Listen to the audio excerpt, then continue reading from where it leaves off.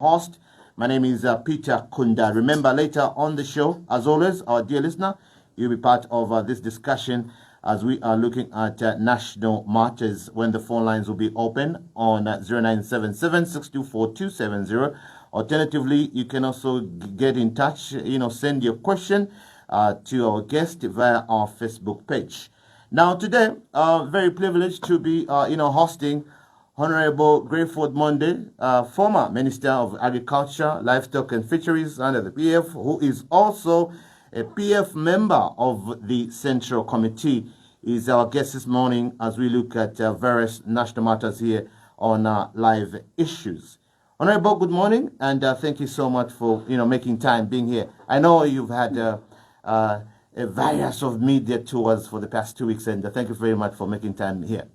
Thank you very much, Peter, and good morning to all of us that are listening to us. I'm glad to hear the wide coverage of the Green Radio, and we hope that today we're going to have a good interaction with the people as we sincerely look at matters that pertain to our country and how best that all of us should be a part to ensure that we get a better Zambia for ourselves.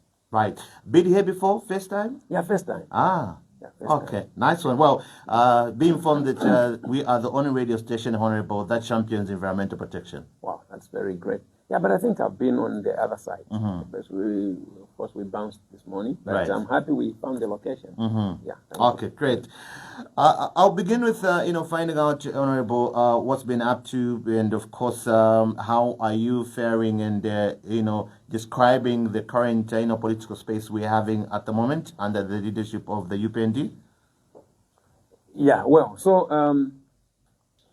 I want to say that this government actually are quite fortunate that there's been no activities pretty much from the opposition in terms of going out to have rallies and so on.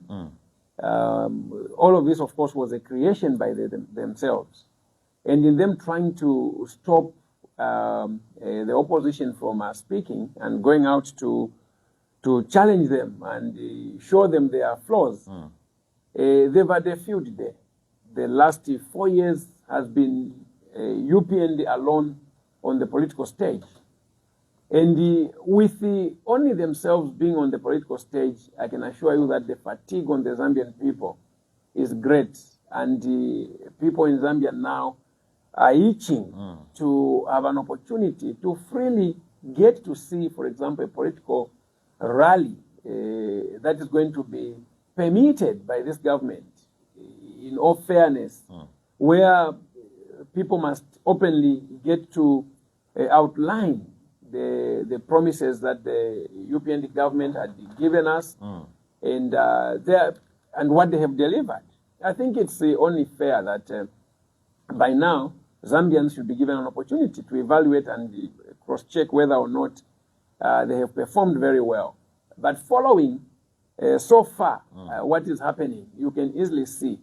And in fact, the fact that the UPND government is very agitative with the opposition, in them trying to exterminate the opposition, is itself the reason to believe that they have failed to deliver. The root cause of any political party or any government in power trying to fight the opposition is not having them to have delivered. What am I saying? The UPND, they came into government through a democratic process. And yes, it was not all smooth, but they had rallies, they had free media space. They criticized all the governments from the time of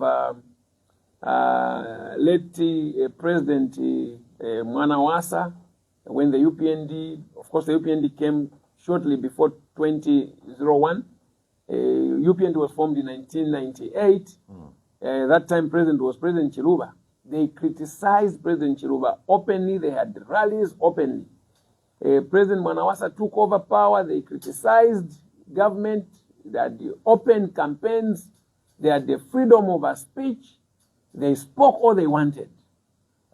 President Rupia Banda was in the office. There's all the news where they criticized him, called him names, you know, and went out for bad policies, okay, all through late President Sata, President Edgar Lungu, to now. Now they're in power through that process. But what have they done? They themselves have ensured that they're gagging the opposition. Now, them coming into government through a democratic process, we hoped that they were going to perfect our democracy by now. So freedom of speech was going to be enhanced. People were going to be allowed to do peaceful protests. Okay, people were going to be allowed to criticize them. Today, what you see is the very opposite of what they promised. In fact, they've done it worse than all the other governments that tolerated the opposition to say what they want. I mean, you can easily see today that there's nothing much that has been happening in the political space because of the manner in which they are trying to stop people from talking. So this is happening because they failed to deliver.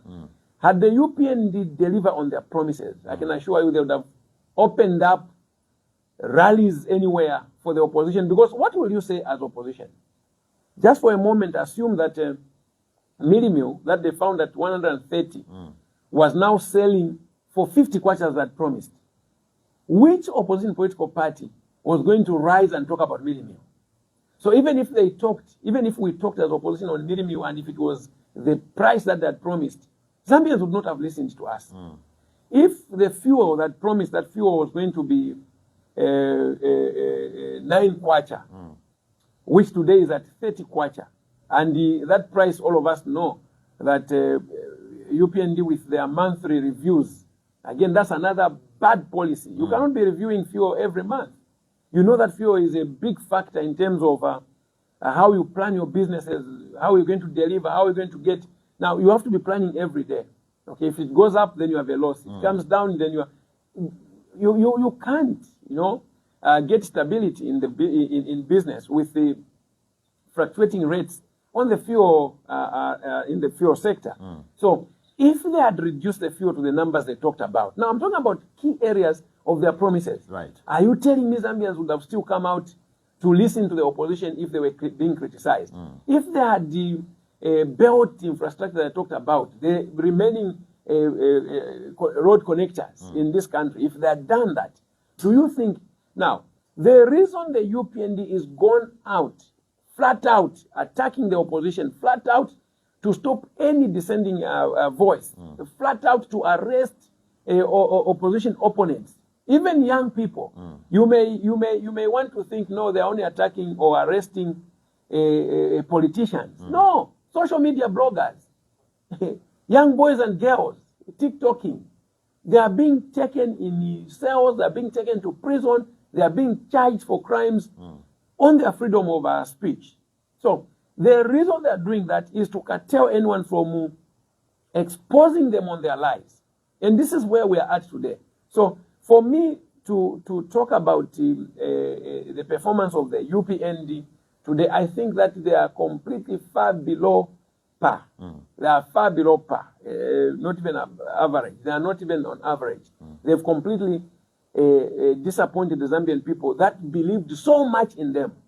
Zambian people at a time believed that UPND was going to modernize politics, for example, and that any person in this country, whether you are a professional person, you are a doctor, you are a nurse, you are a lecturer, by now they would have been saying, wow, this is a good area for me to showcase and save my country. Right. But I can assure you, politics now has become even more dirty than before.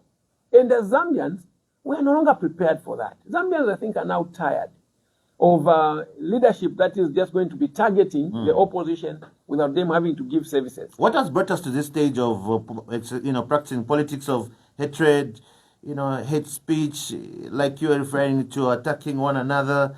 What has brought us to this stage, really, Honorable? So it's the insincerity that this government has.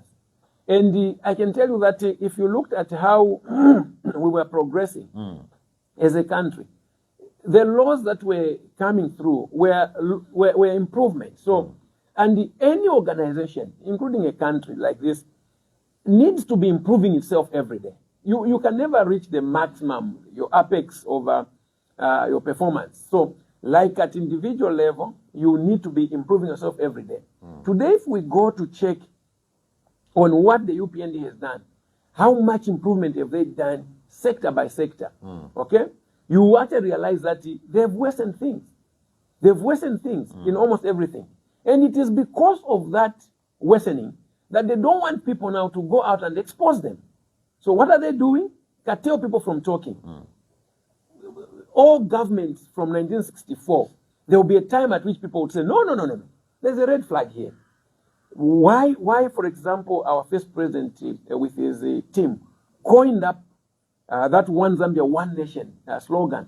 It is because they were trying to stop regionalism, tribalism, and looking at only one group of people serving. So to stop that, they had to promote One Zambia, One Nation, meaning every Zambian is as equal as the other. Okay? And the people were able to speak any time that people felt, no, I think we are not getting this other part of the country participating in national leadership or in any of such decision-making positions. People would talk. And people have been talking from 1964 to where we are today. Today, I can assure you, for you to just make mention that, no, I'm very uncomfortable with the balancing of these appointments. You are going to go in. And they'll say, no, that is tribalism. No, we put laws here and there. They are literally stopping people from saying the things that are real and they're on the ground. So all of these things, all of these draconian rules, all of these hardening of things that are, it's all because this government has failed. Had this government given a balanced leadership for this country, had this government provided the promises that that made, had the Pamelas been withdrawn from circulation, those Pamela, they said, mumugula tu Pamela, sembe tu Pamela kulibe mu Zambia, sembe majiswa chance wana kuonesa kulibe mu Zambia, sembe all of those things, sembe sivinariko, I can assure you, by UPND government, sembe manadi vombeleza about opposition, kambani, say whatever you want, because even ourselves would have had it very difficult to criticize or oppose them. But you see, because they have failed completely to deliver on these their promises, we are where we are today. But I have one word for the UPND. UPND must stand at a vantage position, given that they are the 7th government, okay? And they've got a 7th president.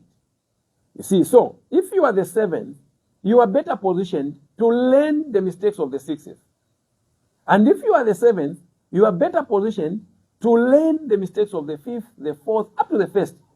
You have a wealth of knowledge that must be able to help you to know that this you don't do, because the outcome will be this. This you don't do. When you have political power, anyone holding political power must know that they're holding it on behalf of the owners, the Zambian people. And a time is going to come when the owners of power that deposited this authority to you for but just a period of 5 years shall come to reclaim it. So at that moment, you need to account. What did you do with the power they gave you? So I have been listening. Even when I was coming here, I was listening to some of the calls that were coming. Clearly, you can see that people are not being sincere. Some of those ones that are making their phone calls, no, the opposition is not united and so on. They are no longer fighting the opposition. Like, or as it were in 2021, when the people rose to put the UPND in power, it was not UPND members that went to vote for UPND. UPND cannot have a membership list or a register of 2.8 million people that voted for them. Those were Zambians. And those Zambians felt the heat. Okay? So when you have the power, don't you ever abuse that power. Because a time for accountability is going to come. So the Zambians will ask you, you promised us this. You said this about load shedding. You said this about the energy sector. You said this about fuel. You said, what have you done? Did you abuse the power that you were given? And if you abuse the power that you were given, then the laws are going to follow you. And we don't want this repeat of every time a government is out, then everyone is going to be just going and queuing up and lining up at the courts, going into prison and being, we don't want that. The Zambian people are tired of all of those things. We are now looking for a time when we should have, after people leave power, they must be commended for the thing that they have done. But when I look at the UPND, they may fall in the same trap as all the other governments that abused the power. So for me, I think, and many Zambians out there, hoped there was going to be some kind of fresh air with a seventh president, okay, in the seat. But look at what is happening. You can completely see that the man was very envious about everything that the other presidents had done, the ills of the other presidents. In fact, for this one, I wish that he had emulated the positives of the other presidents. Because you see, if you went to check the positives of President Edgar Lungu, all of them put together, you will see that this current president has not even picked one to improve on. None. Because when we talk about the legacy of President Edgar Lungu, you talk about infrastructure development. That he managed to do. Okay? He managed to do. Let's take that infrastructure. By what percent or ratios can we say President Hakainde Hichilema is tried to take a leaf from and improve on the development, infrastructure development? None. I've not seen one hospital that he has built. I've not. I've not seen one secondary school he has built from the scratch. I've not seen. Okay? I've not seen a road he has started to do and complete it. He has not seen. Okay? I've not seen. So, for me, he has taken this country way backward than we would. President Michael Sata, for example, when he came in the seat, of those positives that President Michael Sata had, today if you compare, President Edgar Hakainde Hichilema has not even picked any of the positives. The positives of President Rupiah Banda, nothing. He has actually picked the very reasons that got, for example, PF be kicked out, our party. After the elections, we went into a postmortem, and in that postmortem, some of the things that got us to lose the elections, for example, were issues of cadreism, and that took prominence, and people said, we didn't have the freedom. We have a lot of cadres today in this UPND government. Only that they have maybe themselves transformed themselves in such a way that, and because they're the only ones on the stage, just allow for 1, 2 political rallies or 3, you will see them coming out. Right now, they're not fighting. But they're not as violent, Honorable, as the ones we saw during the PF. You will not know how violent that they are until they see the opposition having rallies. Right now, you can even see that the opposition is not even allowed to move. And the reason is very, very simple. You've seen them actually making warnings. If we see you, we are going to beat you. We'll castrate you. We're going to circumcise you. You have seen them go, insult in the presence of the police at the deck, how they were insulting President Edgar Chagolungu, the late, may his soul rest in peace. You have seen how they've gone out, and none of them has been arrested. So the reason why you think that there's no cadreism in this government is because they've not allowed for the opposition to freely operate. But time is coming, and very soon it's going to be, that the opposition will have rallies. I can assure you now that the UPND in their current state, they will come out to attack violently the members of the opposition, not just the PF. Right. So they're very violent. That is a truth and it's a fact. They're very violent. Right. Honorable, let me also remind you on some of the achievements that, the UPND ruling party are boasting on, the creation of employment, increasing CDF allocation, of course, also maintaining law and order through cadreism in the country, among many other, achievements they are boasting, and those are the key ones which they are boasting about, and you are here saying that they've literally done nothing. Very well. So, you see, when the Zambian people were voting these people, this government, there are major areas, critical areas that required attention. Okay, so when we break down those achievements, and they will just end there. In fact, they will not even go very far. They will tell you free education, then they will tell you CDF, and then they will tell you law and order. We're just from breaking down that.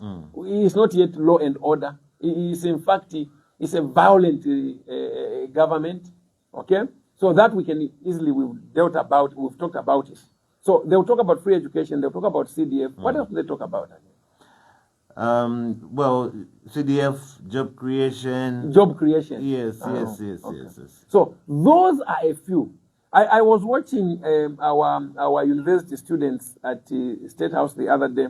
And again, congratulations to the new executive, the Unzasu, that just got elected not too long ago. And I'm very sure that those students come from homes, they can read the economies of this country, and they know clearly what is happening. And just in case the UPND wants to deceive themselves, they must know that those students are not gullible. Those are intelligent people. They are the cream of this country, and they can't be fooled. So for me, when I looked at that, I saw the incoming or present vice-elect, the young lady saying at State House, Kwenyu, then she says, we'll do something like Kwenyu. So he says, free education. I know she said, meal allowance, Kwenyu. Then she said, the accommodation, Kwenyu. You could even see that she wanted to say something next. There was nothing. And she just said, everything, Kwenyu. That's what I'm saying. And it's because, sincerely, deep down their hearts, those students know that this government has failed. And when they go to such a program, I even saw the president actually smiling very well when they were there, these young people. One thing I saw was that, like many other leaders in the past, I think the position of presidents really is one position you can easily manipulate and deceive, as if they themselves, presidents, can't see the reality on the ground. So you could even see that the list of the achievements will end. Even now, if someone is, when you open their line, let's ask those ones who are going to say, to just list even just 5. You will see what they will say. So that list is very short. So the education that they talk about, the free education, that free education, first of all, is like we keep saying, and we'll keep repeating now, so that people can be able to know. When PF came in power, by the time we were leaving power, it was free education from grade 1 to grade 7. It was free. Grade 8 to grade 12, the fees that were being paid on those students were 150 in the rural and 200 in the urban areas. And that figure, when PF took over power, was at 1,000 kwacha. By the time PF was letting go power, the figure was around 150 and 200. Meaning there was the whole lot of the 80% reduction and the 85% reduction in the school fees. Okay? The UPND came and they said it will be free education up to university. A fact that once they were voted in, they said, no, we didn't say university. And there's a lot of clips where they said there will be free education up to university, because they even said that I, President Hakainde, came to University of Zambia under free education. And our pupils or our students will just walk into the university. They've not achieved that. So on that score, we want to commend them that they reduced that 150 or that 200. But they must also remember that PF reduced that figure from 1,000 to 150. The impact on the education sector as a result of what PF was doing is that through the construction of many schools in this country that were built by the PF, the UPND, by the time they were coming in power, it was easy for them to employ as many teachers. Ask yourself a question. If PF did not build the schools that were built, 700 schools that were built, if the UPND, if the PF did not build those schools, 700 schools, if they did not build those schools, where would the UPND have found space to employ the teachers? Okay? If the PF did not build the 6 public universities that were built, where would the UPND have found space to employ those people? If the PF did not build the 559 health posts in this country, where would the UPND have found space to employ those officers? If the PF did not build just in the police 2,350 plus houses, where would the UPND have found space to employ and accommodate those officers? So, PF's plan was to create a space and then employ. In fact, the numbers that the UPND have employed is still way below, given the number of spaces that have been created as a result of the infrastructure development that was made by the PF. So, they are boasting of having created employment. Which employment did they create? Okay? And when you talk about job creation, as a government, and the president being an economist, must have known that job creation is not just a preserve of public employment. So when you employ public workers, the civil servants, even if they are, right now we can easily put the numbers. They employed a big number, it was about 20-something thousand, and then there was another 11,000 on the teachers or health workers. Then they came back with 4,000. All of those numbers put together, they were amount for less than 50,000 people having been employed. But what are the employment gaps in this country? So, as a government, you cannot just boast yourself for having created public jobs for the people. The private sector accounts for a higher number of people employed in this country. Right. But what has this government done? This government has gone out to kill the private sector.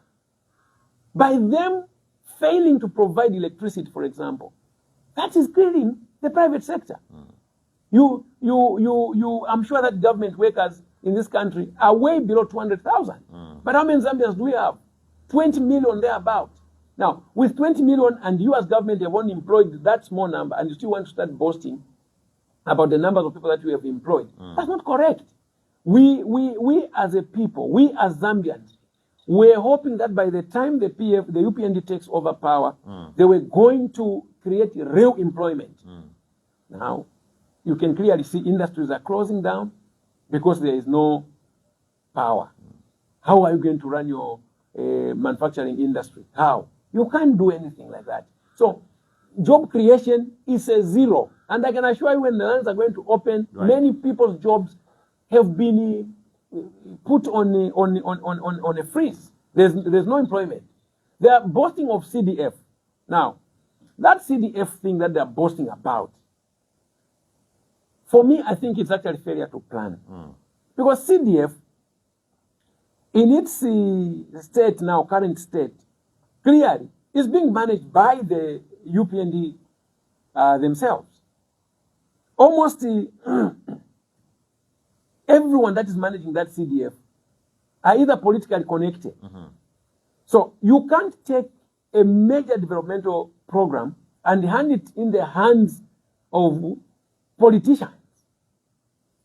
So you know that it's being managed by members of our parliament. So the members of parliament are the ones that are, so with their teams, with their cadres and so on, it can be real development. So in a constituency, for example, where a member of parliament has his friends, and we've seen this, that the friends of members of parliament, almost everywhere, they're the ones that are chairing CDF committees. That, for me, I think is a miss.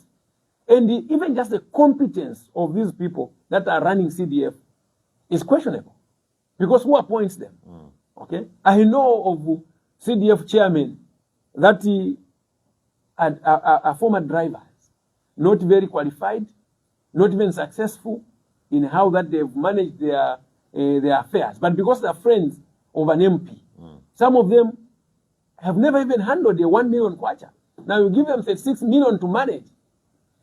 And it is because of this same factor that you have seen that the audits that have taken place now, there is a red flag on the utilization of a CDF almost everywhere in this country. Right.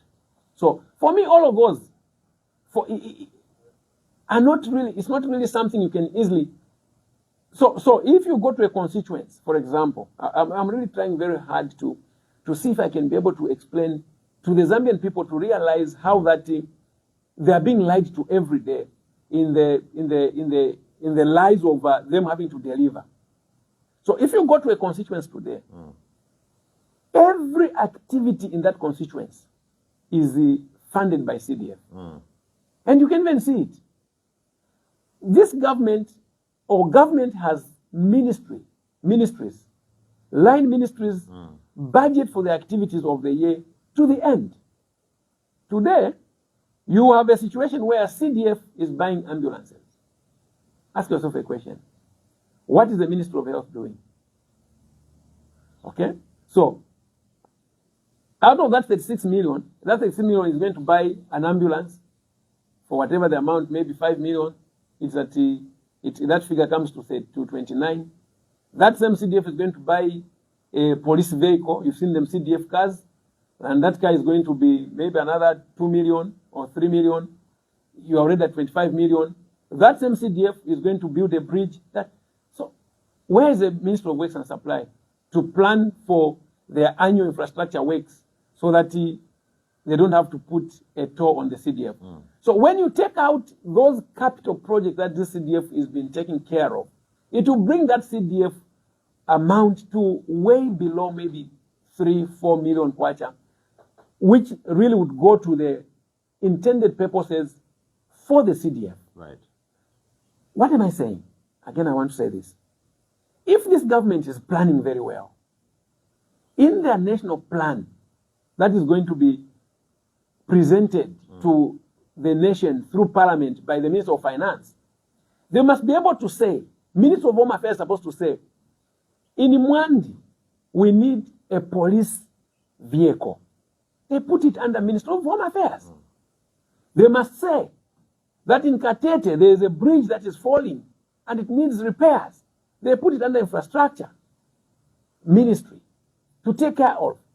By the end of the day, they will have a comprehensive budget, in fact, with the supervisors. Now, these CDF projects, if you go to check, who is supervising them? Which engineers are supervising these CDF projects? So what is happening is that the council will go and sit and then approve a 1x3 classroom block, a clinic there, extension of a clinic or expansion of a clinic, a bridge somewhere there. And once they've agreed like that, they appoint a contractor. The contractor is going to be the supervisor himself. The contractor is the one who's going to build, who's going to buy material and everything. Because go and check how many engineers do you have in these rural constituencies. You know, some constituencies have three, some districts have 3 constituencies being run by one municipal or that council with maybe 1 or 2 engineers. They can't supervise these works. But under the ministry lines, ministry planning, you actually see that any time the government is going to advertise for a road, for example, or a bridge, there will be a supervising engineer on site who's going to account for the shoddy and bad works. So we have seen bridges under this government which have been built. They put a bridge, one rain season, the water is going under the bridge, on top of the bridge. So not where you drive, but where they put their pillars. And the whole structure is built like that, under. I saw one bridge like that, I think it must be in Kalomo. And the shoddy works, just give it a bit of time. There will be major cracks coming on these buildings because they have not been supervised. And this is public funds. This is taxpayers' money. Right. That we've just let, you know, to waste like that. You have seen how many of the desks that were bought from 2022 to now. Hardly 1 year. Almost half of the desks in schools have been put in storerooms. They can't even be sat on now because they were shoddy. So what we want is we want a well-planned manner in which we are going to deliver services to our people. Right. Yeah. So for me, let them boast about the things that they have done, but those things that they're talking about are not impacting meaningfully on the lives of the Zambians. Right. In case you have just tuned in, you're listening to our Thursday edition of Live Issues on Live 97.3. Our guest is Honorable Greyford Monde, former Minister of Agriculture, Livestock and Fisheries. He's also a former Member of Parliament for Iteji. He is, a PF member of the Central Committee. Is our guest. Later on the show, dear listener, of course, you'll be engaged to, ask a question to our guest. Now, Honorable, let's get back to your party, the PF. There's been the, for lack of a better term, I would call them confusion. There's Chabinga the other side, there's the Nakachinda crew there. These state of affairs regarding the PF, really, how are you reacting to all this? Well, it's very worrisome. And like I started from my opening remarks, is that the biggest headache that this government has, and I'll take this direct into their pot. The confusion that the PF are faced with now are sponsored by the UPND. That I can gladly say. And I will tell you why I feel like that. It's because you and me and the Zambians out there know very well the genesis of the problem that the PF has found itself in. And that problem was supported by the UPND government. What do I mean? You know that if today, for example, I called for a meeting of the party, the PF, I will not receive any security, state security, for protecting me. So here's where it all started. So you got a meeting on the 24th of October, 2023, where one of the PF members who was aspiring as a president calls for a convention, okay, to elect a leader. When you go to check the constitution of the PF, I mean, it's very clear we're supposed to go for a convention. And the meeting was called at Mulungushi. Now, this is a PF meeting. At a time, the leaders of a PF at Register of Society, okay, that office, and the Minister of Home Affairs, were clear. President Edgar Lungu as a president, SG as Honorable Nakachinda, and many other office bearers. This government allowed, whether it was a permit or whatsoever, granted it to a person who never owned any authority whatsoever to call even a one person to any organization meeting. That was the problem. When this news came to the ears of the leaders of a PF, ourselves and the many others, I was a candidate myself, and so if that was a convention, I should have been invited.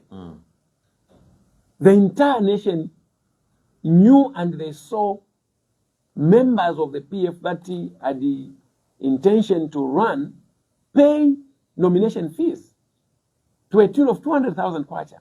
They saw that. It was public knowledge. They knew who are the candidates. I mean, government knows. But they went ahead to even bar all of us who were candidates to that convention. Who barred us? The police.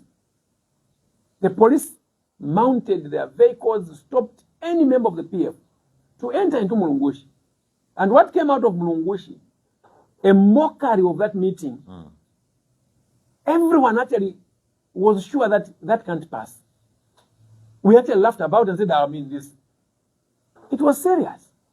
That's how desperate this government has become. And especially, that's how much headache that they have on the PF.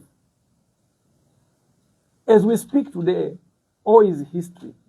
The party is in court from a mockery of a convention. Nothing, no leaders were there, no national chairman to declare the election open and all of that. That is where we are at today. Today, we have now the party in court. Even just allowing that matter should have been thrown out from court from the first hearing. Now, simple questions. Sorry to cut you short, Honorable. Look, you're saying that all this confusion happening in the PF, it's all because of the UPND, but Chavinga is quoted here saying, this confusion is in our blood as Patriotic Front. It started as far back as 2014. How is the UPND involved in this confusion? If Chavinga is saying this began in 2014? No, you see, he's a culprit and he's a victim. In 2014, like any other political party, especially a political party that has substance, and I'll give examples. Any political party that has the numbers has gone through this kind of a thing at their convention. We've seen confusions at almost any, especially government party in power. In 2010, 2011, there was a convention for the MMD. You saw the confusion that happened. It's because, and that's part of democracy. People are not supposed to be stopped for vying position. So at a convention of MMD, we saw how it was so tense that we ended up having the MMD scrap a position of vice president and so on and so forth at Mulungushi. You recall that under President Mwanawasa, again there was a time of their convention that there was so much confusion that vice president, one of the vice presidents who was vying, in fact, that's when they froze that position of vice president. In 2006, the UPND itself, now in power, but then in opposition, at their convention, there was so much confusion that a political party called the United Liberal Party was birthed from that convention. So in 2014, late President Michael Sata died, and PF was in power.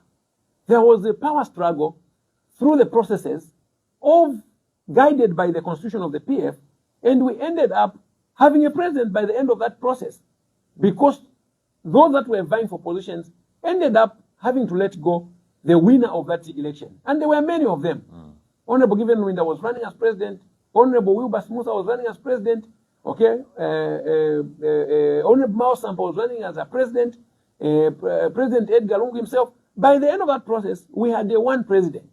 So to say that the confusion is in their blood, for once, how, and this is a man who's saying that is a leader of that political party. How can you be a leader of a political party? As a president yourself, you're purporting to be a president, you even go to the world and tell them that us, we are confused. Our blood is full of confusion. What is that? So you can even see that the man is speaking using his stomach. Had he been speaking using his brains, you cannot go out to the campaign your own political party. And you can even clearly see that he is on a payroll of the UPND government. Okay? In fact, let me say Are you able to confirm that? I mean, you can clearly see the security and the defense and the protection that he enjoys. If I tried to myself try and say some of the statements that Honorable Chavinga has said, it will not even last me 30 minutes. I'll be inside. You have heard how he has attacked diplomats. He has gone scot-free. You have heard how this man has just gone out to threaten everyone. Okay? This man has done atrocities as we speak now. And the Zambian people are able to cross-check.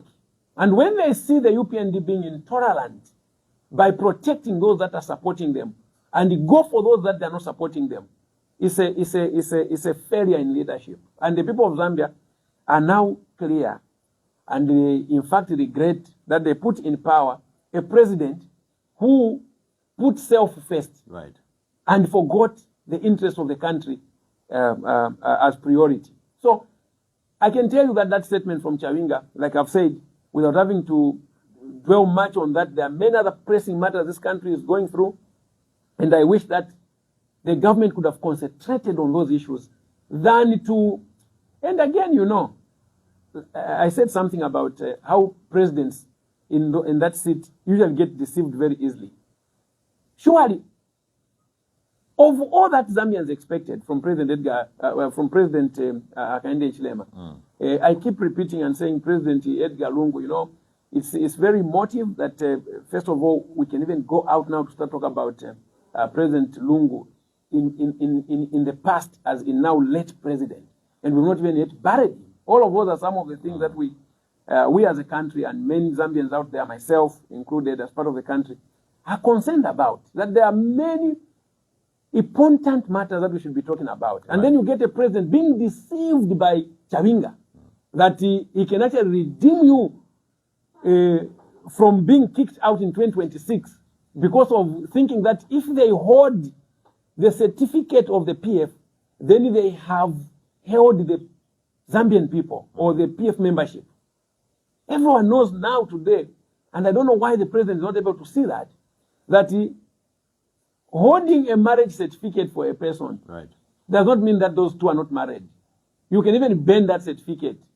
The two people still be married. The PF is a very strong organization. In fact, members of the PF, including myself, I've never seen that certificate of the PF. That registration certificate, I've never seen it. And yet I'm PF. And there are many out there. And this is what makes us as a party. Right. So that even when you have a certificate, and then we say, no, keep the certificate, we are in an alliance, the Tonsa Alliance, and then there's an election, we are going to wear our PF regalia. They will tell you, don't even put it on. This is how far that they fear the PF. So for us, we are encouraged that the PF itself in terms of membership is intact, very intact, and we have no cause to worry. All our members are waiting for is one day we'll just get a direction and say, okay, they've held this certificate, let them keep it. We're now going to go with the XY party. It will be all brazen, and we'll kick out these people. Right. Now, Honorable, you are one of the 9 candidates who had, paid the 200,000 kwacha nomination fee for you to stand as president. Want to get you, what's position, on that, looking at what happened, and also want you to share with us if that ambition is still on for you to stand as presidency for the PF. Well, so what is happening is that we are being guided by the Secretary General of our party, Honorable Nakachinda Raphael.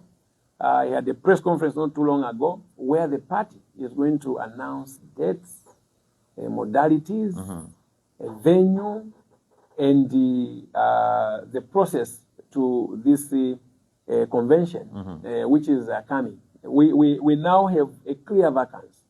The president of the party died, and so according to the constitution of our party, we are going to go for a convention. At that moment, then we are going to have candidates vying for this position. I want to say that my nomination was never cancelled, and I never withdrew it, so it stands as the area intended. So we are very optimistic that this problem is going to be sorted, and I want to encourage our members out there that we are very concerned about what is happening, and that we are carefully, the leadership is carefully studying means and ways to ensure that we have a successful convention, one that is not going to be mad with weak souls that are going to be bought and be sponsored to derail us. Right. We are looking at the time remaining, and it's a big concern.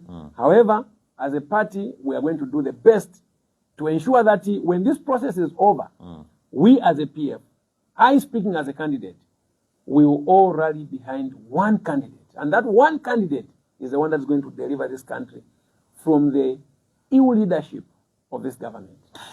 PF is in an alliance now, so does it mean that on its own it can't outsit, rather, remove the UPND? Why getting into an alliance? Is it that it has no strength to oust the current leadership? So every organization believes that there is power in numbers. And as opposition, we truly believe that.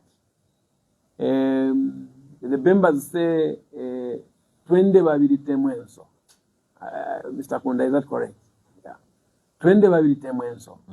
In my language, it's called Imilangu. From Western Province, we say peri power. Peri power. What did I say? Peri power. Meaning where there's more than one, there is it's better. It's better to be more than one. The Tongas say Smwendalige Kagamu Tolagalonga. Meaning if you move alone, one that moves alone was swept by the river. So, as a party, we'll be very happy to have one opposition political party working together. In any case, when there is an opposition political party, the major factor is that you are opposing the government. So you are opposing the government on what? On education, cost of living, what? So because you are grouped into one as opposition, it would be better for the entire opposition to work together, and not that the PF is afraid to winning alone. You remember in 2011, there was an alliance. There was an alliance of the UPND and the PF. That alliance died shortly before elections. And in 2011, the UPF went to an election alone, and they were able to win. And at that time, I can tell you, it was a time where some people had mixed feelings about the leadership of our late President Michael Sata. Anyhow, the PF won without an alliance. And when PF won, clearly you can even see that they delivered above the expectation of the Zambian people. Now, if PF won without any record on them of their delivered projects, what more now? I think that PF can still win on its own. However, it will be better if everyone, because this is a call we are getting from the Zambian people. Even now, when you open up your lines, you hear the Zambian people calling on the opposition to unite and work together. And I agree with them. Why must you create? We've had by-elections in this country where numbers for the opposition put together were higher than the numbers of the candidate who won from the UPND. So we don't want to give it a chance. And let me actually say this now, that as a candidate myself, and those other candidates from the PF, and those other presidential candidates from other political parties, time is now for us to unite. There can only be one president at a time. So the area we get to a one room and agree, without having to put self first, let's think about the suffering Zambians. If we are going to lose 2026 elections, the blame will squarely be on the opposition leaders. And we must be able to take responsibility about this. So, if we are going to lose next year's election, I want to repeat that, the blame is squarely on the opposition leaders. Right. We want the opposition to come together and sit and agree and come out with one candidate for the betterment of the lives of the people of Zambia. You hear them say, Twachula Pafula. They've been saying this. Then you, because you want to be a president, you want to subject people to another 5 years of suffering. If within 5 years these people have moved the minimum from 130 to 450, give them another 5 years, you buy minimum for 1,000 kwacha. And you can even see that they're preparing and psyching the Zambian people to go that route. I mean, for crying out loud, we only had our manners rebased not too long ago. Was that not 2012? Today, just a few years later, about 14 years, 13 years down the line, you're already introducing a 500 kwacha note. Do you know what that means? It's a direct acceptance by this government that the money has lost value. In no time, they will introduce a 1,000 kwacha. So that when you're going to buy medium, you just take out one note. This is where they're taking us. So, if the UPND will win 2026, I can assure you, it is because the opposition has not worked together. Has not worked together. So we want to go in an alliance, not just with Tonse, but with all other political parties. Right. Of course, Honorable, it's unfortunate and sad that the chairman of the Tonse Alliance, His Excellency, the 60th President, Dr. Edgar Lungu, is no more. How has, his demise really affected, the political space in this country? We have lost a gallant man. We have lost a unifier. You see, at his return into active politics, after having evaluated and assessed that the opposition is actually every day dwindling and that the assaults on democracy in this country is heightening, he chose to let go his retirement with all that comes with it, and that he came back into the political space. And when he got into the political space, you saw how that one of the big alliances were created, the UCA. It brought a breath of hope on the Zambian people. You saw how that he was able to further bring in the Tonse Alliance, main political parties coming together. You saw how all the other political party leaders were able to sit around the table with him, mention them. President Fred Membe, you saw him go to sit with President Edgar Chagwa to chart the way forward on the politics of this country. You saw him meeting President KBF, you saw him meeting President Kalaba, you saw him meeting President Savoy, you saw him meeting President Sean.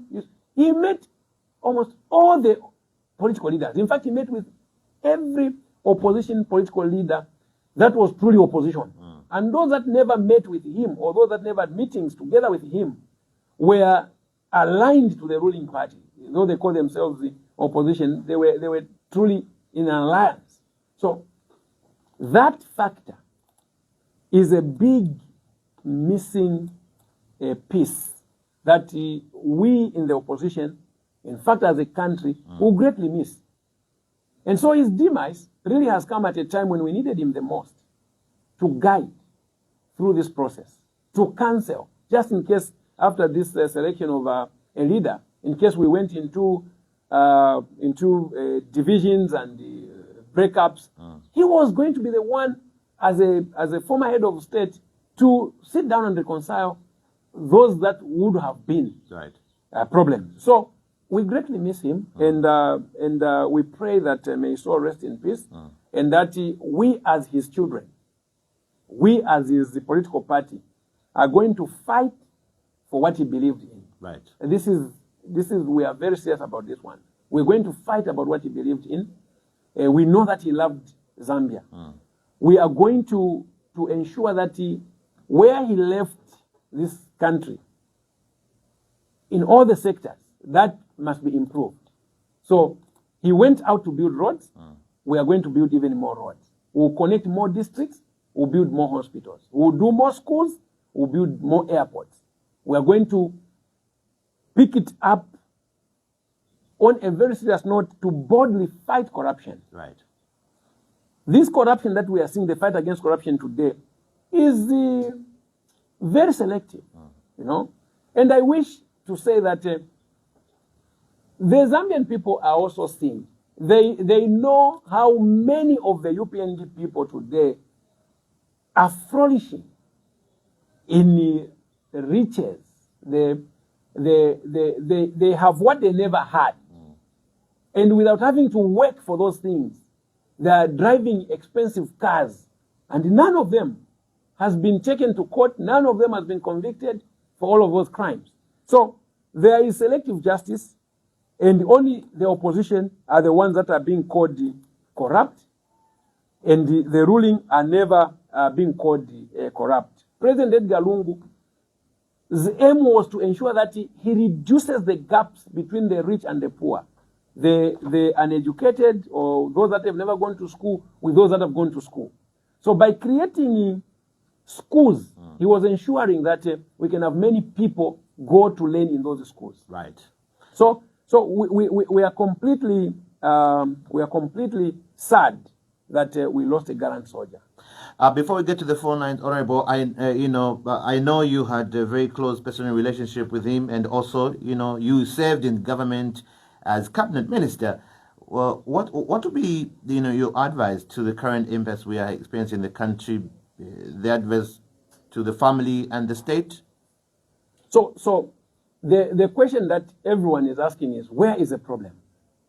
So to answer that question, the answer is the family feels that, first of all, let me actually say that this decision is purely on the Lungu family, not the PF. And as I comment on it, it's not a position of the family. It's the information we hear from the family. So the family feels that a man that tormented their father, their son, their brother, their uncle, their husband, cannot be the one that is going to stand before them at a funeral and speak hypocrisy there by saying this was a good man. Because if the president is going to attend that service, what will he tell the people? He will say, no, this was a good man. This was the... And yet they know that the family feels that had he been allowed to go for his medical treatment in 2021, after losing power, 2022, 2023, 2024, only in 2025, that's when he sneaked out of this country. If he was allowed, maybe his life could have been saved. Okay? If he had been allowed to exercise, which they stopped him from doing, maybe his health would have been... So they know all of these things. And so they've just said, we don't want him there. So where is the problem?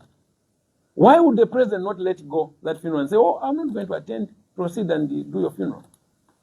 The argument out there is that, no, because he's head of state. I mean, let's be realistic. And he has to exercise national duty. Yeah, so national duties, all of us know, I've been a minister before. National duties will still happen when there's a president or there's no president. Right. The president has delegated before here matters that he could have been serviced by himself. He has delegated ministers, he has delegated the PSCs, he has delegated the vice president. So if the family says, we don't want this one particular figure, I mean, it doesn't mean that that will not be a national state. Right. It will not be a state funeral. It will still be.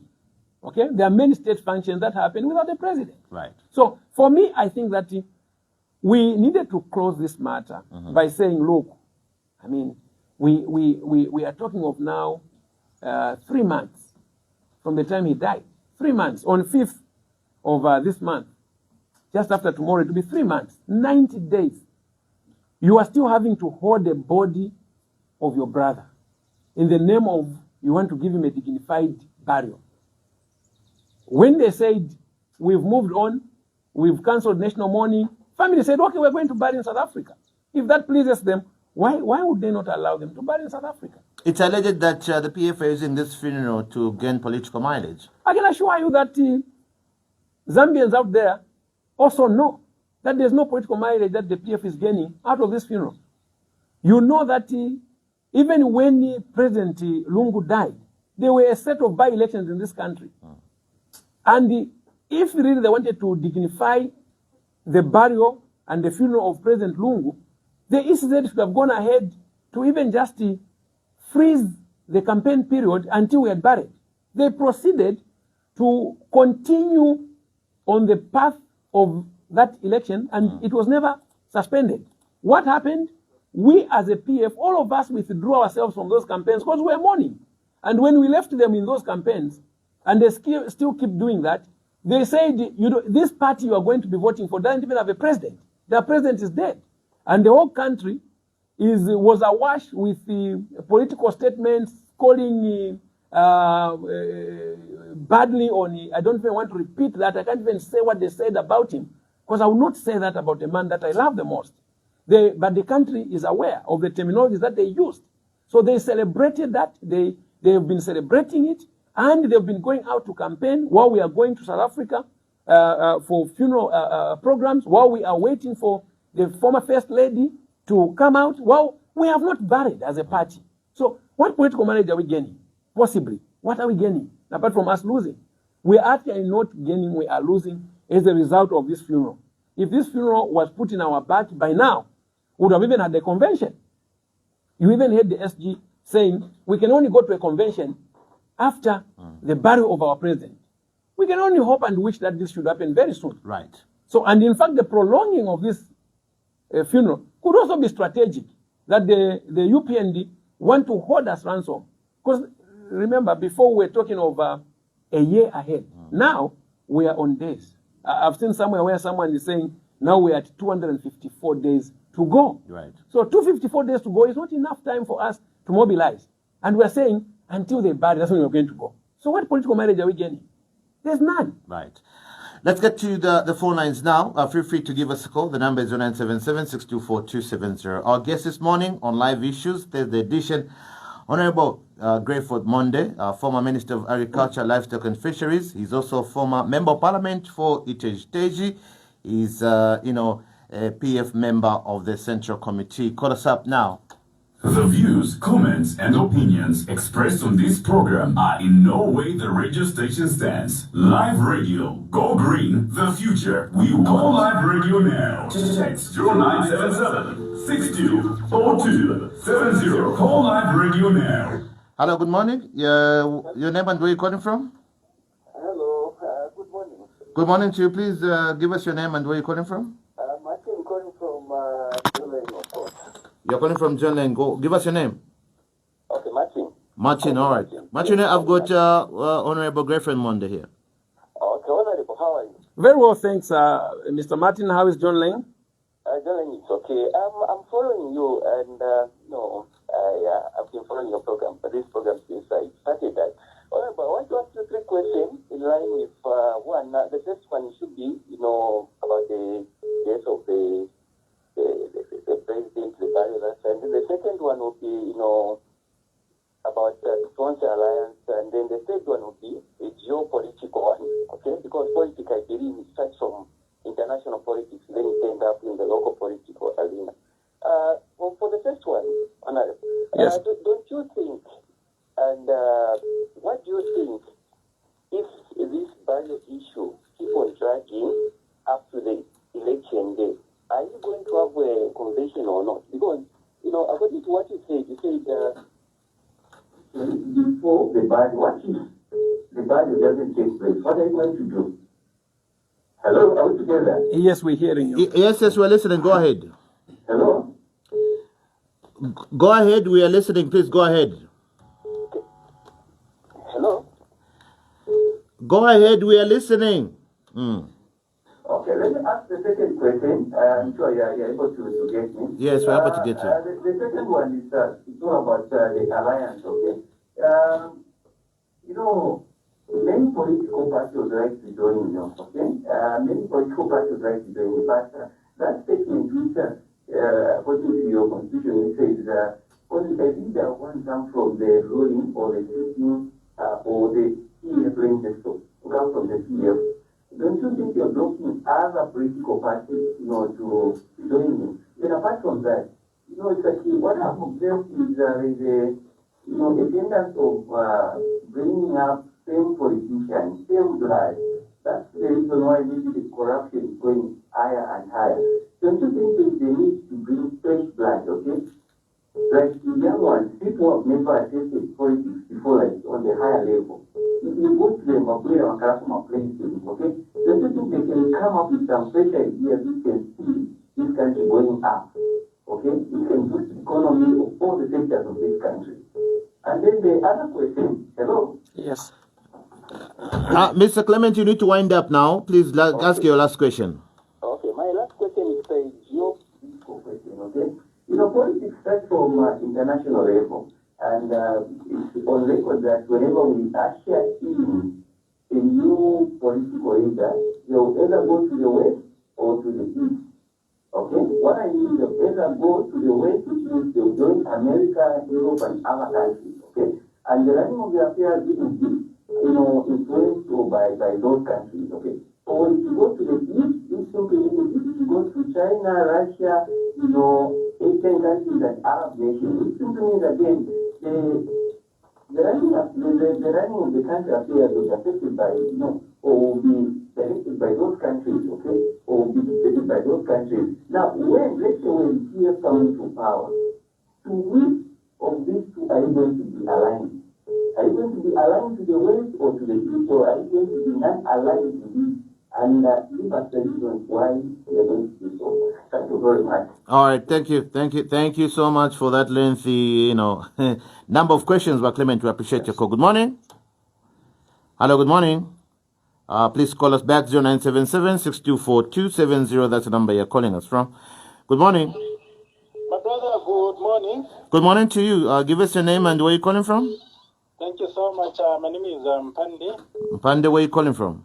I'm in town, my brother. All right, Mpande, I've got Honorable Greyford Monde here. My brother, allow me to start my submission this morning by indicating to your guest that I hear is part of the PF individuals who paid.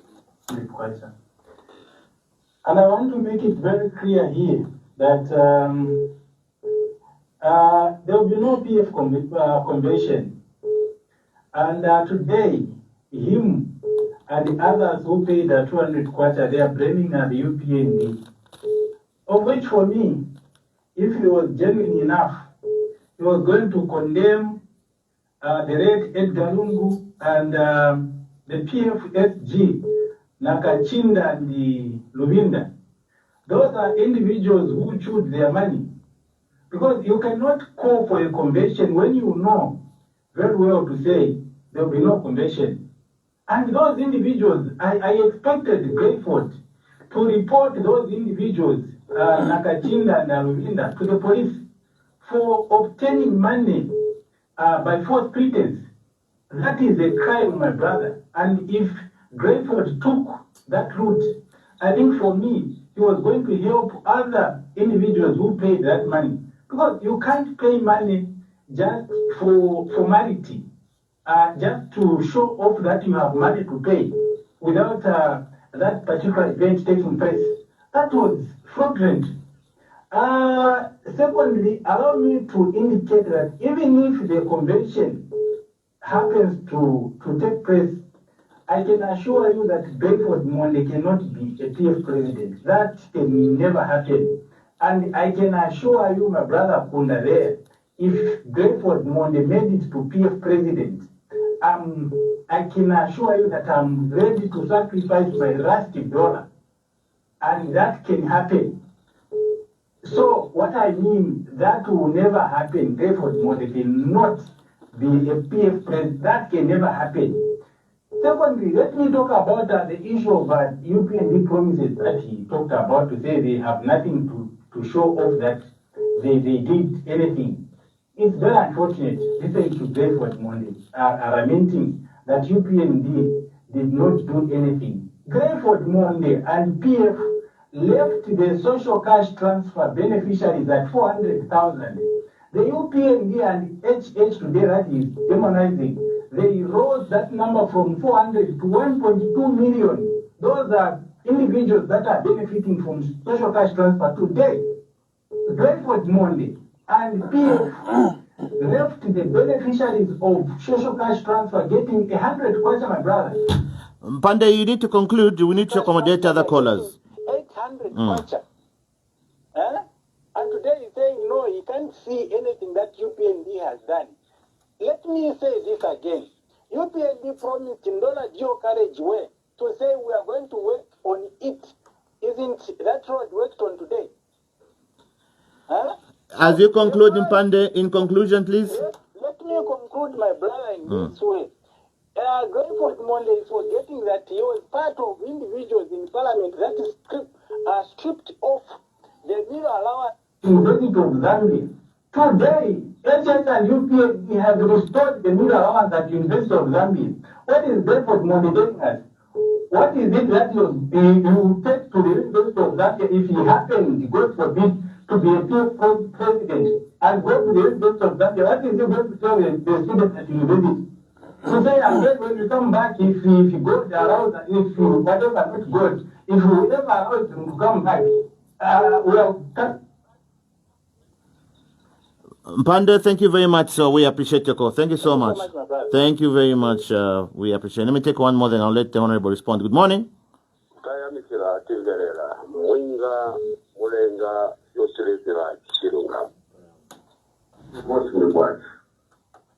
Tirichabe bueno muri bwanje.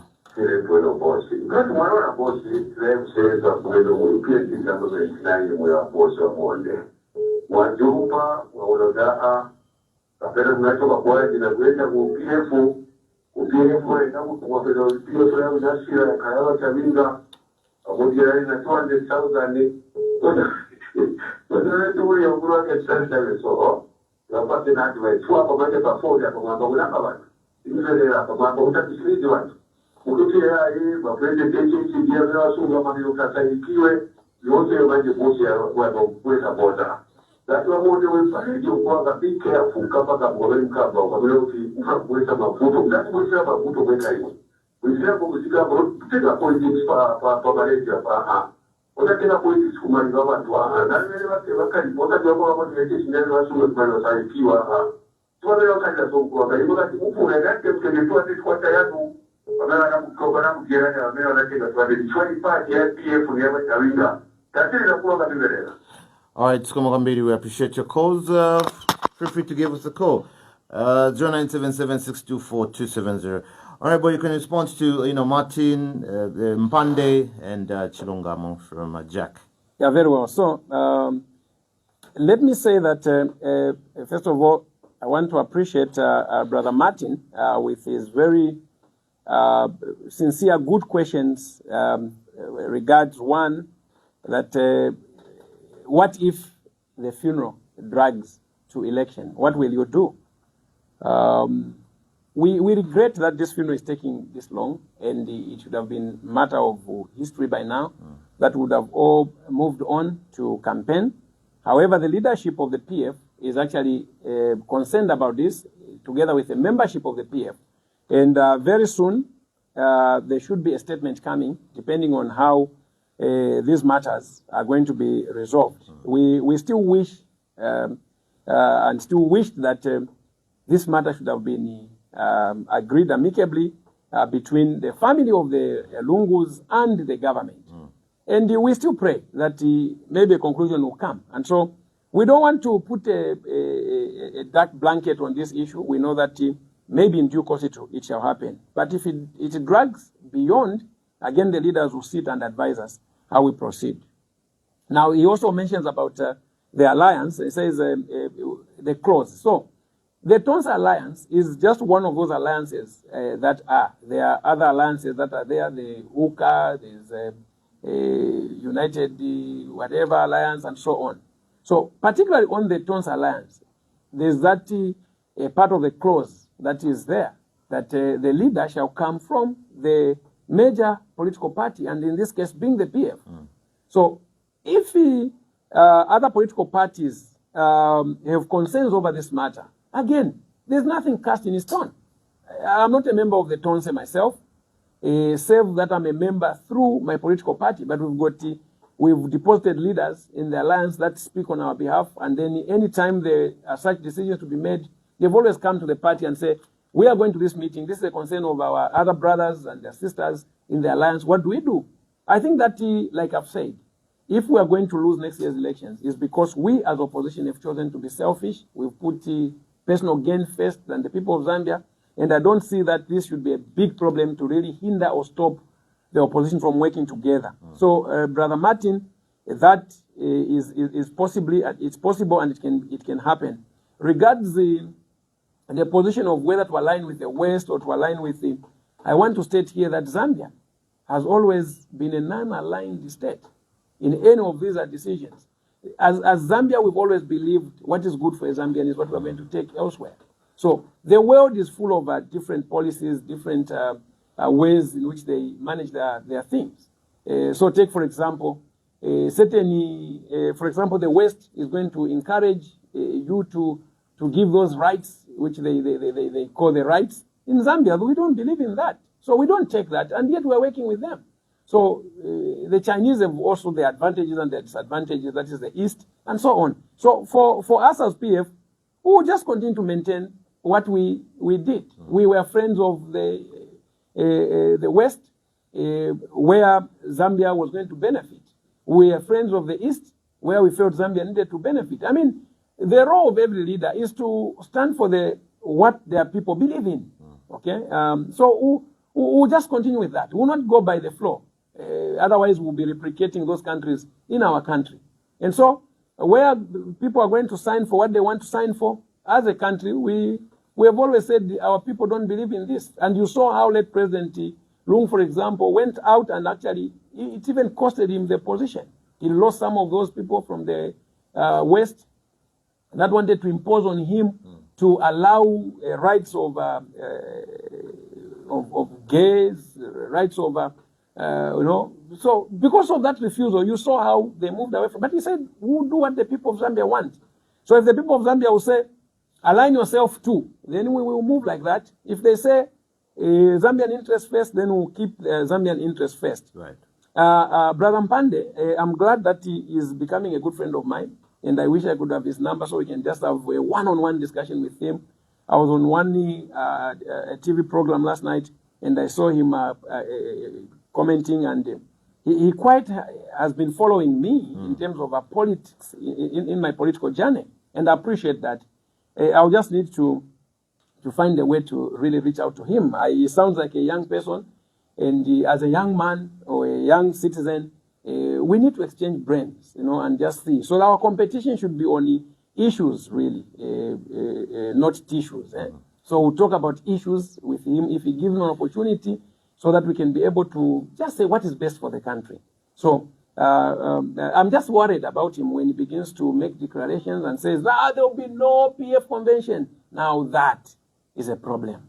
Because when you just listen to him, you know that he's a sympathizer of the UPND. So why would the UPND declare that there will be no convention?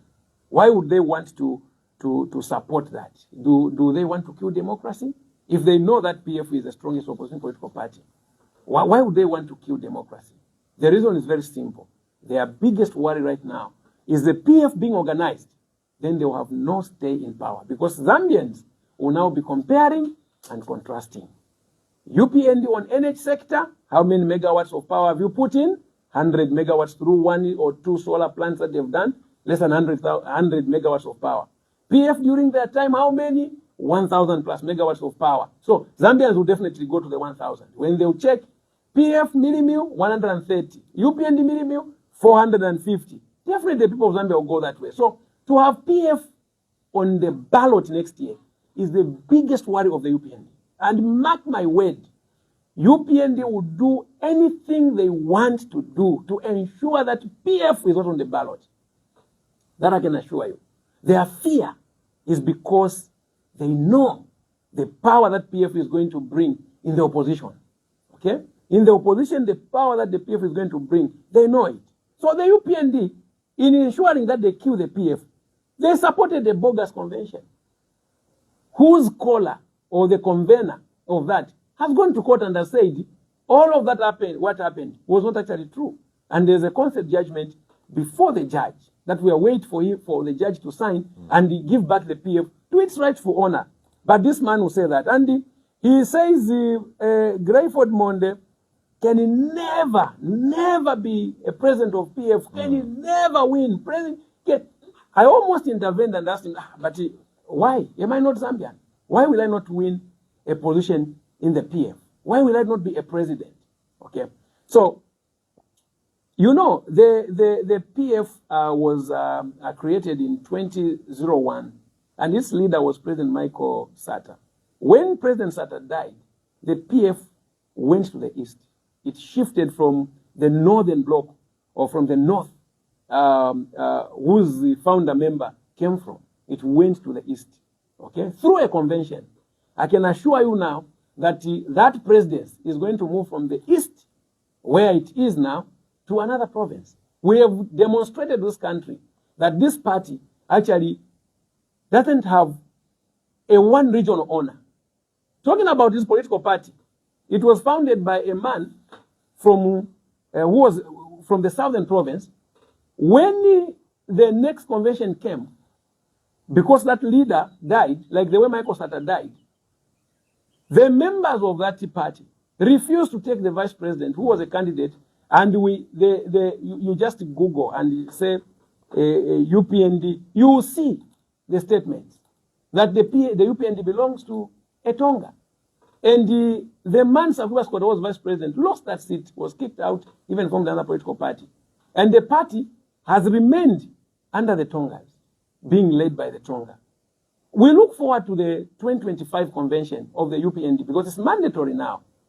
I want to see how when the leadership is going to move from that province to another province, like the way the PF moved from the north to the east. Right. So, to just give comfort to Brother Mpande, I want to tell him that Mpande, my brother, start preparing yourself for Greyford Monde being president. Right. You can respond to Chilungamo so that we get back to the cause. Yes. So Chilungamo spoke very well, and his comments, in fact, you know what? The only comment I'm going to make about Chilungamo is that let them just stop threatening people. Because I think his statement is that, is he not the one who says, Munkale careful? He's the one. Yes, like yeah. So you see, what will I say about him? I think for me, he's just fulfilling fixture. Right. Maybe he wants to show the people that have given him bundles that he's calling in and trying to show relevance. For me, really, I think how does that improve this country? How does that sort out the problem? For him to start putting threats, be careful what you say. The same thing we're talking about. You want to guide people from talking. So I have no comment for him. Right. Let's get back to the last set of calls, 0977-624-270. Call live radio now. Text 0977-6242-70. Call live radio now. Hello, good morning. You're through to the program. Give us your name and where you're calling from. No, thank you so very much. Good morning, and how are you? Good morning, thank you. Your name? Thank you so very much. Honorable Greyford Monde, good morning. Good morning, sir. You haven't given us your name. What's your name, sir? Thank you very much. I know the protocol. My name is Dr. Francis. Oh, Francis Daka, go ahead. Who happens to be the former councillor in Jawama. Before I contribute, the moderator, I think you're getting the engineer is take on the radio station. Breaking. Okay? Yes, we have technicians on the ground. Thank you for that reminder. So maybe the technician, whoever they are, take on the 50. All right. That's number one. Number two, moderator, people took too long to contribute. We have too many answers to make calls. Before I think I contribute as well. Honorable Monde, please, I'll read your number. So many questions, which I think time cannot permit me. Okay? Please, you need the line before you leave. Honorable Monde, one question to start with. How many countries here in Africa have benefited from the IMF position? We can see where we are going. IMF is concerning Zambia today. So people are looking what? No one is finding any help from the IMF. My second question, Honorable, I think before I forget, are we safe food security in this country? Before the government may audit the food we have in the country, or let's say they are selling the maize. I think you can see we are struggling. The price of meal is still very high. Okay? Why? It's because of these millers. They struggle to find maize. They struggle to find maize. But already they have any interest of the government to sell maize.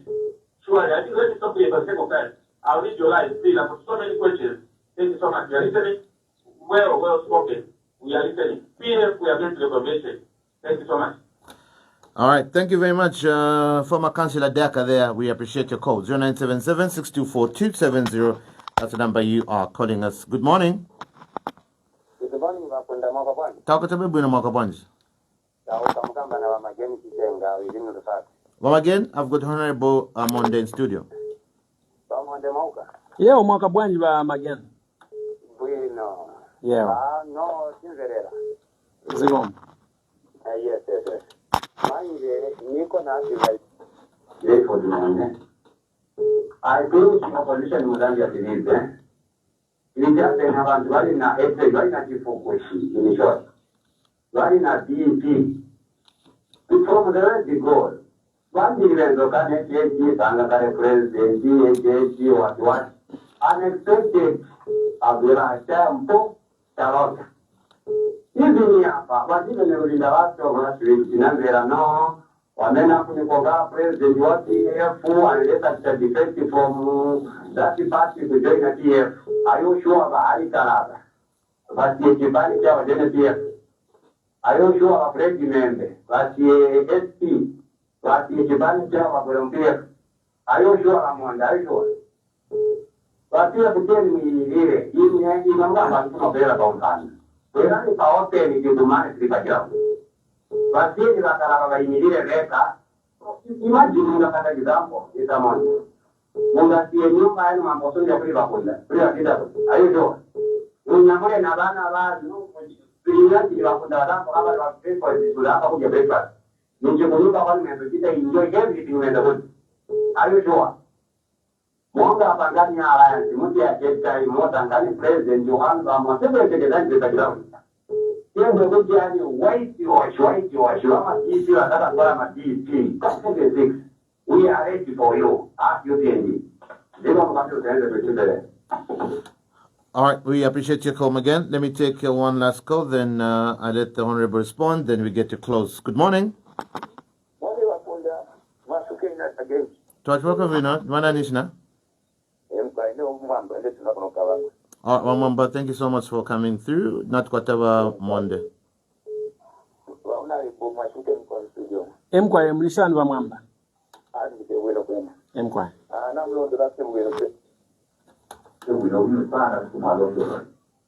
Then leadership, yeah, Abu Kuli, the leadership. Very much, the freedom that was applied to me and discouraged. When they on the Lugano from Video, appearing as the president, so then I can go to Melon, number that we don't have. Then you can think that question, yeah, you have India, that's about corruption. Let us fight corruption. Why is it so? We should let the fight corruption. Why is it so? Because it has at one time that some companies are corrupt. Then they challenge them to mention them. No, we cannot mention them. So, the problem is fight corruption. Is this government is fighting corruption?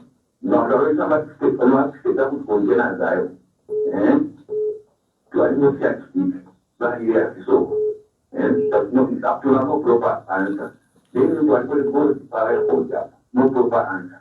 So, I'm not going to win the family of the win 50 cents. But you don't put out the queen of around 15 of the win.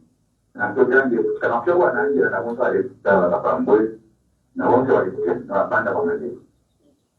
All right, thank you so much, Mwamba Kukabango. We appreciate your call. Honorable, you can respond, Mwamba, Magen, and Daka, former councillor. Okay, so the councillor, Honorable Daka, my number is 0977836804. We'll try and repeat that again a bit later. Chonadi, Nchakuti, all the countries that have depended on IMF have gone out crying. And the records are all there in the world, because see, anytime you want to rely on IMF, first of all, is to say that you have actually yourself failed to utilize the resources that God has given you as a country. So Zambia is not a poor country, that we know. In terms of natural resources, Zambia is ranked number 4 thereabout in Africa in terms of the riches that God has endowed on this country. We've got fertile soils. We've got mineral resources. We've got animals here for tourism. We've got best spots for sun to extract power. We've got nice areas where we can do windy energy, production. We've got all of these things.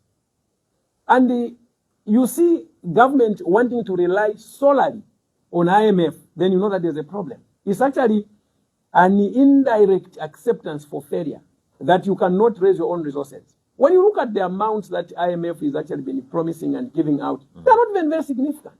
As a country, we can raise those resources through the minerals that we have. Okay, you're talking about $1.3 billion. Those tracts of sugilite that still a matter that Zambians are asking for questions. You saw when they did the calculations, there must have been 4 or so. They were going to way beyond $1.5 billion, just those tracts. Now, if we can concentrate our efforts to ensuring that we tap into the just mineral resources that we have here. You have seen how that we've been having gold rushes all of a sudden, including in towns like in George, there was that gold discovery. The entire country is a mine. And you are failing to tap into those natural resources in order for you to realize more resources, and you go to rely on IMF. Shame on leaders that told the people that they were going to create jobs by opening up mines, by opening up tourism. And the moment they just want, they're rushing into IMF Promax and increasing the volumes and all the levels of failure to go to IMF. And when IMF sees that you are too desperate, then they'll give you those sanctions. They'll give you those conditions, which you cannot refuse. Okay? So there's no country in the world that has succeeded 100% by relying on IMF. And so we want leadership that is going to think outside the box and turn around the fortunes that God has given us. I mean, it's not coincidence. God put us here in order for us to live. And where he left us here, he's given us natural resources. You know, Mukula is in this country. If we can create policies and laws around it, with only Mukula, we can run our national budget, ranging into 10 billion. Because our budget is around $10 billion thereabout. This money can be raised 100% funded and financed by resources from this country. And in saying this, I want to join this also to the one of the callers that talked about young people having to participate. Yes, that was Martin. If we get such level of thinking from young minds that don't respect the laws and the procedures that have happened in the past, we can be able to tap in all of this. So this can only happen if we are going to start afresh. Indeed, we need to start afresh as a country. There's been too much wastage on our country. If you look at how even the benefits we are getting from copper, for example, which is our major economic activity, the mines are benefiting more than the Zambian. They've been given tax holidays, they've been given rebates and all of this. They're enjoying on the ground. How much is Zambia benefiting? You saw how President Trump just said, of all that you are going to sell in this country, you give us 50%. Right. Zambia must begin to negotiate on percentages that are realistic, not small taxes we are getting. You saw in Botswana, the president there is actually pushing for 50-50 with investors. I mean, this is our copper, this is our gold, this is our cobalt. Why must cobalt go out? Zambians only take paltry, small figures, less than 10% of the benefits. We need to get to a point where we should tell the investor, you come in here, 50% remains with the Zambia, 50% you take, and you're going to pay the taxes. So for me, we are not benefiting, and this is a big problem. So IMF, we must forget. Food security is talked about. It's very shameful that people don't learn. In 2021, this government found PF with a stock in a reserve of over 1.6 million metric tons. What did they do? The first thing for them was to sell that maize. When they sold that maize, they left a vacuum in the storage for our many meal staple food. Immediately the prices went to 500, 400, because there was no raw material. Today, with the projected, not even harvested, the numbers are talking about are projections. Projected harvest of 3.6, they're already talking of selling 500,000 metric tons of maize to the country. You know, it's very sad. So for me, again, like I've said earlier, that these people continuing in the next election, very soon you see the price of minimum going to 1,000 kwacha. So that you just take out 2 500 kwacha notes that they've introduced. Maybe soon they'll even introduce another 1,000 notes. We'll go back again to rebasing and so on and so forth. They have not done justice to this country. Right. Mangeni was talking of there's no opposition. For me, what I want to tell him is that let them give us the ground. Tipaseni ground wa Mangeni so that tiende na ese tikachite campaign freely. Not kutuma ba polisi. Mutifuna pa ground lekani nkalesia tu. We apply for a rally kumandevu, tipaseni tiende kumandevu, mosa tume wakapokola. Every time that we've applied for rallies, by UPND they've sent the police to stop us from having these rallies. Muti yo pa Mangeni, na mwizi wa yonkani.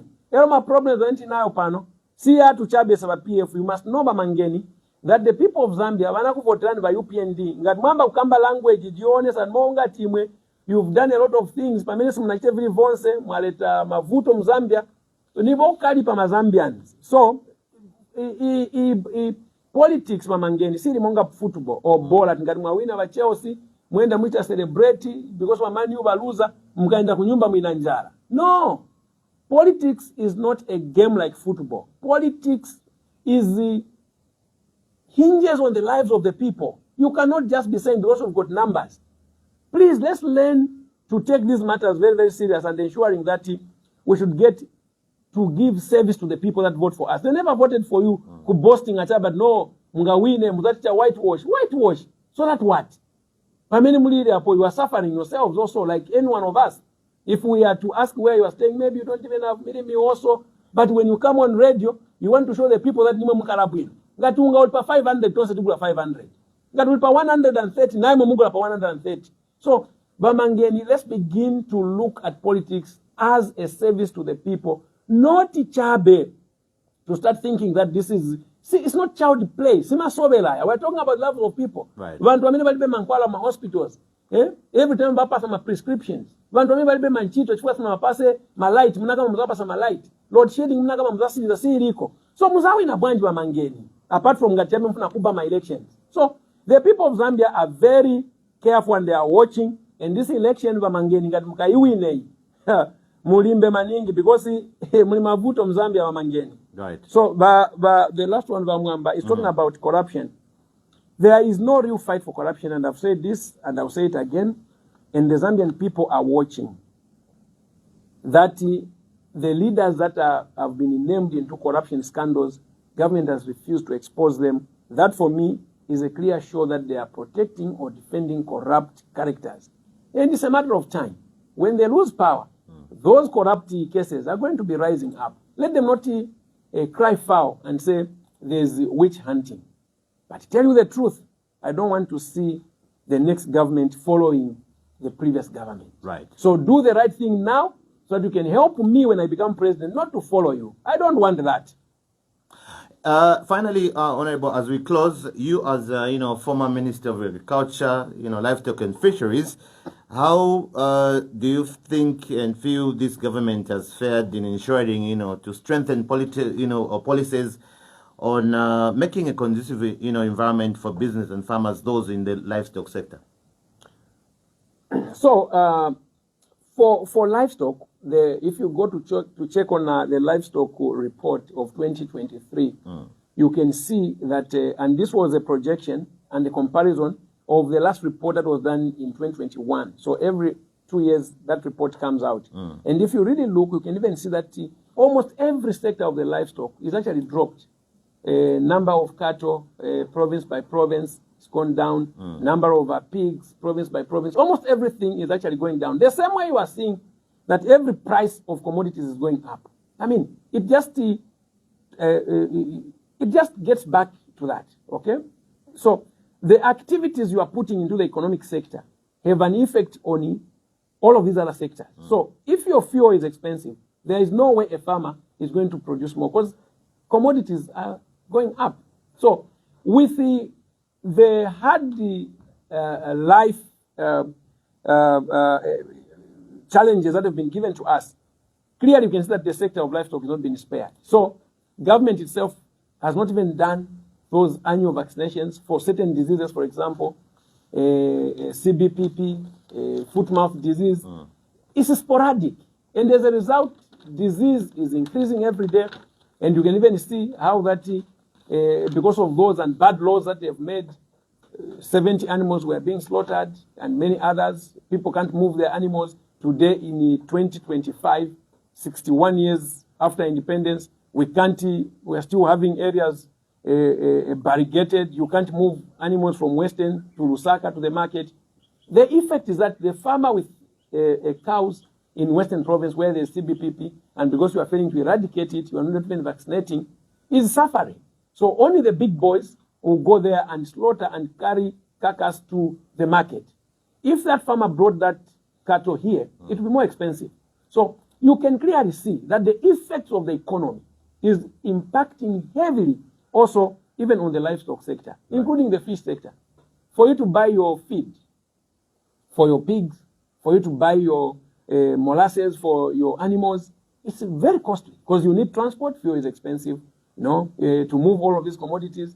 So everything is shrinking. There is nothing happening now. Zambian business people are struggling. How much of Zambian big business people can stand today and say, we are Zambians and we still feel that there's an improvement in their businesses? Nothing. Right now, people have down tools. They've put their tools because they're waiting for a better Zambia that is coming next year. This one has completely failed. People have lost their jobs. Right. Zambian contractors are not getting jobs. Jobs are going to foreign contractors, big contractors, small-scale farmers, contractors, small miners. nothing is happening. Right. Small industries, nothing is happening. Millers that don't have capacity for storage of maize, who have to buy for 1 month or two, in no time it's run out. They want to go to FRI. FRI has sold out of the country. Right. Now, speaking of a better Zambia, finally, under 1 minute, what's your message of hope to the Zambians listening? So Zambians out there, they know what they want and they know who they want to take out. And that person is clearly the UPND. The way they took out the PF, even when PF delivered, they will definitely take out these people next year. And my prayer is that when we come back in power next year as a PF, we must be able to listen to the people of Zambia. I think the arrogance sometimes that we exhibited, not hearing what the people are talking about, must go. We were also faced as the PF with the most liars this Zambia has ever created. And because of the lie, the people of Zambia believed. And those lies today is very clear, they've been exposed. And so Zambia now be very careful to know who they're going to put in power. Honorable, thank you very much, and I wish you the very best in your political endeavors. Thank you very much, Peter. Ladies and gentlemen, we've come to the end of the program. This has been Live Issues, Thursday edition here on the Green Station, Live 97.3. Join us again next week. Tuesday, we'll be back with another edition. Remember that today we were privileged to hosting Greyford Monde, who is our former Minister of Agriculture, Livestock and Fisheries. He is also former Member of Parliament for Iteji. He is a member of the Central Committee of the PF. Join us again Tuesday. I've been your host. My name is Peter Kunda. And of course, thank you so much to each and every one of you who called in. We appreciate your contributions. Up next is the session with Tola 214. Good morning.